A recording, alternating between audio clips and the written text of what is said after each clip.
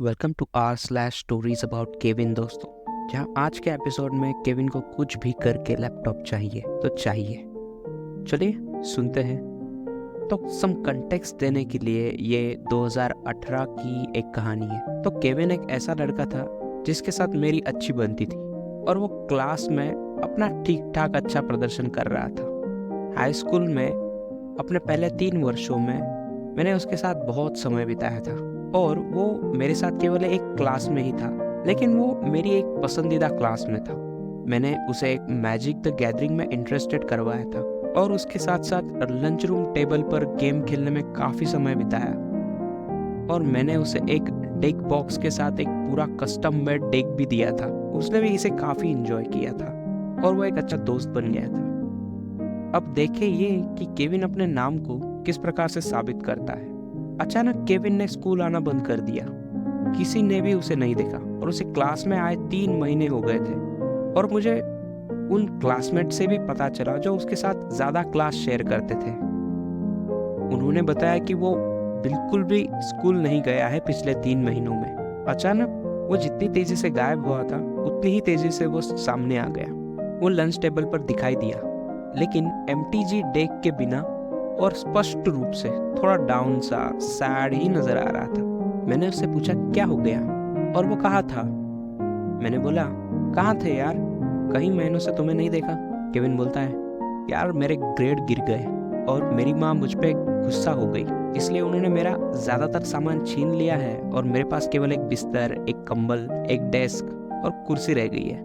मुझे अपने सभी काम के लिए अपना बैकपैक चेक करवाना पड़ता है दरवाजे से निकलने से पहले ही। मैं बस खुश था कि वो ठीक था, इसलिए मैंने बस इतना कहा कि हाँ रे, ये बहुत बेकार सिचुएशन है। और मुझे सुनकर दुख हुआ कि वो इस दौर से गुजर रहा था। मैं अपने शेड्यूल के बारे में सोचता हूँ और दिन के आखिरी आवर और अपनी पसंदीदा क्लास में पहुंच जाता हूँ। और मैंने देखा कि केविन मेरी क्लास से भी गायब है। मैंने पूछा कि क्या किसी ने उसे देखा है, और मुझे बताया गया कि केविन को दोपहर के लंच के ठीक बाद कंप्यूटर लैब के मोबाइल कार्ड से लैपटॉप चुराने की कोशिश के लिए एक्सपेल कर दिया गया था। यहीं पर क्लास में सभी को पता चलता है कि केविन को 3 महीने पहले क्या हुआ था। केविन को कंप्यूटर लैब से लैपटॉप चाहिए था, इसलिए उसने कार्ड से एक लैपटॉप लेने और उसे अपने बैकपैक में रखने की योजना बनाई। उसे चुपचाप घर ले जाया।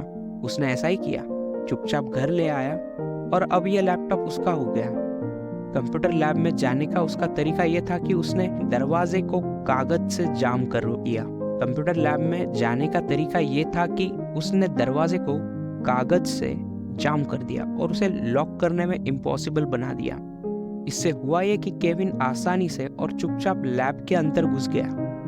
वो बचकर भाग गया और उसके पास उसका लैपटॉप था। लेकिन अपने नए लैपटॉप को सुरक्षित करने की जल्दबाजी में केविन चार्जर भूल गया था।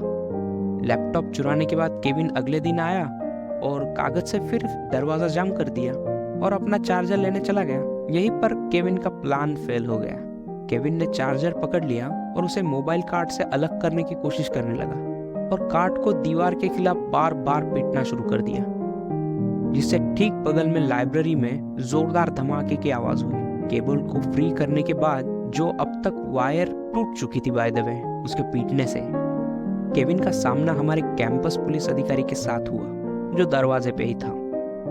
वो अपने साथ चोरी का लैपटॉप लाया था। अब बताइए, चोरी का लैपटॉप कौन लेके आता है? और ये केविन को 3 महीने के लिए सस्पेंड करने के लिए काफी था। इसके बाद केविन जिस दिन वापस आया वो मेरे साथ लंच पर था और वहां से जाने के बाद केविन फिर से सीधे कंप्यूटर लैब चला गया। अब यहाँ से कोई भी वास्तविक कहानी नहीं जानता कि क्या हुआ, लेकिन क्लास में सभी को अगले दिन तक कुछ ना कुछ पता चल ही जाता है। क्लास में थ्योरीज एंड गेसेस का दौर शुरू हो गया। कॉमनली एक्सेप्टेड आंसर ये है कि हमारे फेवरेट टीचर कंप्यूटर लैब में इंतजार कर रहे थे और केविन ने लात मारकर दरवाजा खोला और प्राउडली कमरे में घुस गया और पूरे कंप्यूटर लैब पे अपना हक का दावा कर दिया। और फिर अचानक हमारे टीचर ने तलवार से उस पर हमला कर दिया। एक द्वंद्व युद्ध चला जो कार्ड पे दावे की लड़ाई थी और एक संघर्ष होता है। एक दूसरे को निहत्था करने की कोशिश होती है, जो फिर लड़ते लड़ते बाहर हॉल में भी आती है और गिरफ्तार होने से पहले एक दूसरे को निहत्था कर दिया जाता है। एक्चुअल में जो हुआ वो probably resource officer computer lab के पास स्टैंड बाय पर ही था। लेकिन 16 से 19 वर्षों के बच्चों के जैसे हम सभी अपने दिमाग में चल रहे डम स्टोरीज को इमेजिन करने से खुद को रोक नहीं पाए।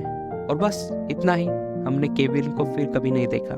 पर्सनली मुझे आशा है कि केविन समझदार हो गया है और जीवन में अच्छा कर रहा है।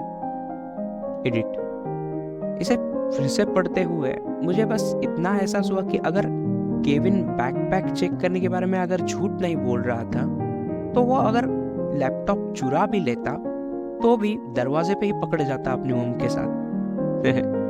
वाह, अब चोरी करके दूसरे दिन फिर उसी जगह जाना, इसको एक अलग लेवल का कॉन्फिडेंस चाहिए दोस्तों, जो आप और हम इमेजिन नहीं कर सकते। और ओपी ने जो तलवारबाजी का ट्विस्ट दिया, इट वॉज जस्ट अमेजिंग। आज के लिए इतना ही दोस्तों। आपके पास भी अगर कोई ऐसी स्टोरी है तो शेयर ज़रूर करें। मिलते हैं नेक्स्ट एपिसोड में। Thank you.